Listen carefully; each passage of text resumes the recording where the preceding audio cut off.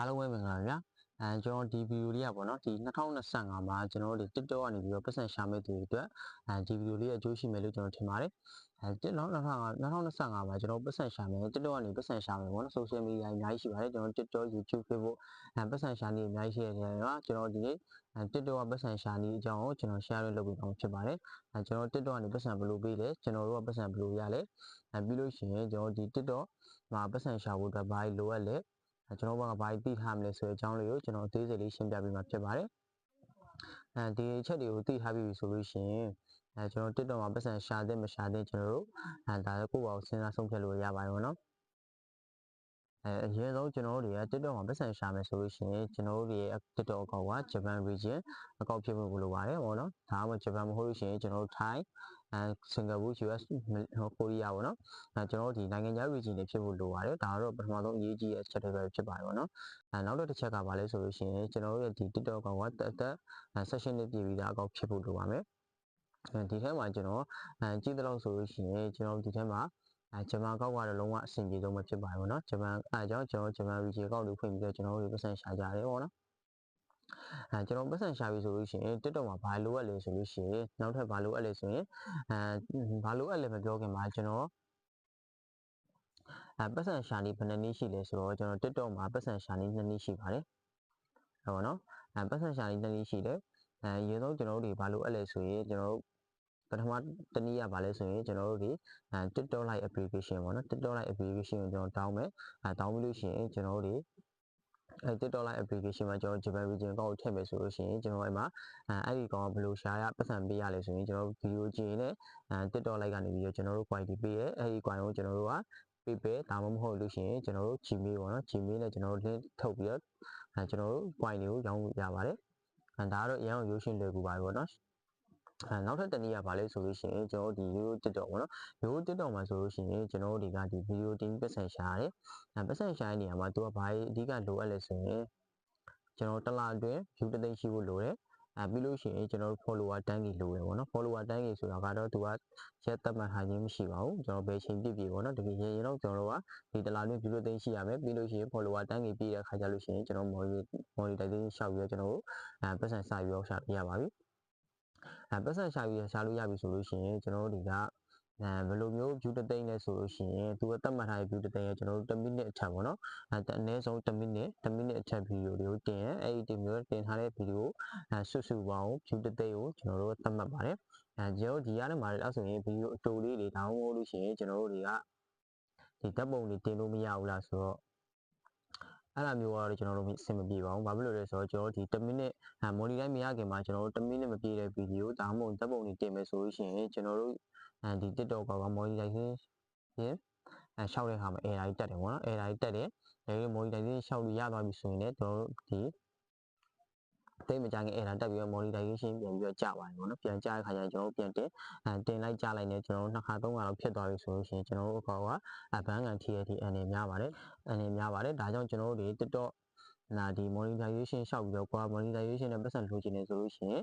်ကျွန်တော်တို့ဒီ monetization မအောင်ခင်မှာတပ်ပုံတွေ1 minute မပြည့်တဲ့ဗီဒီယိုတွေကိုလုံးဝမတင်တာအကောင်းဆုံးပါပဲနောက်တစ်ချက်ကဘာလဲဆိုလို့ရှိရင်ကျွန်တော် monetization ကျွန်တော်ရသွားပြီဆိုလို့ရှိရင် TikTok ကဘယ်လိုပတ်စံပေးလဲပြီးရင်ကျွန်တော်တို့ပတ်စံဘယ်လောက်ရလဲTikTok ကပတ်စံဘယ်လိုပေးလဲဆိုလို့ရှိရင်ကျွန်တော်တို့ဒီ monetization အောင်သွားပြီဆိုရင်ကျွန်တော်ဗီဒီယို1 minute ထက်ဗီဒီယိုတင်တဲ့အခါမှာသူကပေကနေစပတ်စံစပြီးလဲဆိုရင်ကျွန်တော်တို့ဗီဒီယိုတင်လိုက်တဲ့ဗီဒီယိုသူက2ရက်အချိန်ပေးတယ်အဲ့2ရက်ကြော်သွားလို့ကျွန်တော်တို့အဲ့ဗီဒီယိုက view 1000ပြည့်သွားပြီဟိုက view 1000ကြော်သွားပြီဆိုလို့ရှိရင်အဲ့ view 1000လေးကနေပြီးတော့ကျွန်တော်တို့တွေquality 5 view ဆိုတာရှိရပါတော့အဲ့ quality 5 view ကိုကျွန်တော်တို့သူကထုတ်ပြီးတော့ကျွန်တော်တို့ရဲ့ဗီဒီယိုအခြေအသွေးကွန်တက်ကောင်းမကောင်းသူကဆုံးဖြတ်ပြီးတော့ကျွန်တော်တို့ရဲ့ဗီဒီယိုသူက RPM သတ်မှတ်ပြီးတယ်RPM ဆိုတာကကျွန်တော်တို့တွေဒီဗီဒီယိုဖန်တီးထားတာကောင်းလားမကောင်းလားကြည်လင်မှုရှိလားမရှိလားလူစိတ်ဝင်စားမှုရှိလားမရှိလားဆိုပြီးကျွန်တော်အဲ့ကိုယ့်ရဲ့ဗီဒီယိုပုံစံနေထောက်ကြည့်ရသူက RPM သတ်မှတ်ပေးပါတယ် RPM သတ်မှတ်ပေးတဲ့အခါမှာကျွန်တော်ခုနကရထားတဲ့ quality 5 view နဲ့သူသတ်မှတ်ပေးထားတဲ့ကျွန်တော်တို့ RPM အဲ့ RPM ကိုကျွန်တော်တို့မြှောက်ပြီးတော့ကျွန်တော်တို့ပတ်စံရပါတယ်ကျွန်တော်တို့အဲ့လိုပတ်စံရတယ်ပြီးလို့ရှိရင်ကျွန်တော်တို့တွေ view များရင်များတယ်လို့ပေါ့နော်ကျွန်တော်တို့များရင်များတယ်လို့ view 1 သိန်း2 သိန်းဆိုလို့ရှိရင်ကျွန်တော်တို့ quality 5 view မှာကျွန်တော်တို့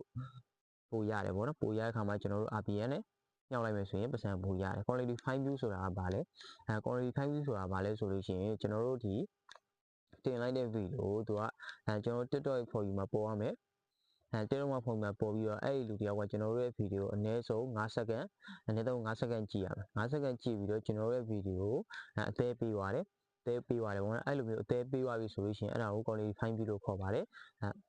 အဲ့လိုမျိုး view တွေစုစုပေါင်းတော့ကျွန်တော်တို့ quality 5 view ခေါ်တာပါကျွန်တော်တို့ဒီခု view တစ်သိန်းရှိရဆိုရင် view တစ်သိန်းလုံးကိုသူကပတ်စံပေးတာမဟုတ်ပါဘူး